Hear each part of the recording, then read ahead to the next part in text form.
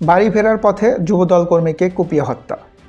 নারায়ণগঞ্জের শিবগঞ্জে চাপাতি দিয়ে নয়ন আলী 25 বছর নামে এক যুবদল কর্মীকে কুপিয়ে হত্যা করেছে দুর্বৃত্তরা। বিষয়টি নিশ্চিত করেছেন রাজশাহী মেডিকেল কলেজ হাসপাতালের মুখপাত্র ডক্টর শঙ্কর কুমার বিশ্বাস। সোমবার 8 ডিসেম্বর সন্ধ্যায় উপজেলার নায়ালা ভাঙ্গা ইউনিয়নের বাবুপুর মোড়ে এই ঘটনাটি ঘটে।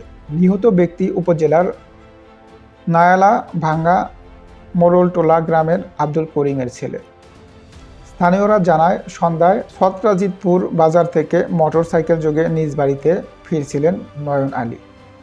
এই সময় বাবুপুর মোড় এলাকায় পৌঁছালে মোটরসাইকেলটি গতিরোধ করে নয়নকে চাপাতি দিয়ে কুপিয়ে গুরুতর আহত করে পালিয়ে যায় দুর্বৃত্তরা।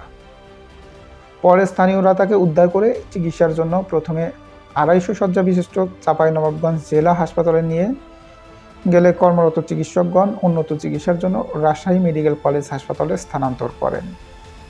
সেখানে চিকিৎসাধীন অবস্থায় রাত 8টার দিকে মারা যান। শিবগঞ্জ থানা ওসি হুমায়ুন কবির বলেন, ঘটনাটি শুনেছি, খবর পেয়ে ঘটনাস্থলে পুলিশ পাঠানো হয়েছে। পরিস্থিতি বর্তমানে শান্ত আছে। লিখিত অভিযোগ পেলে আইনি ব্যবস্থা নেওয়া হবে।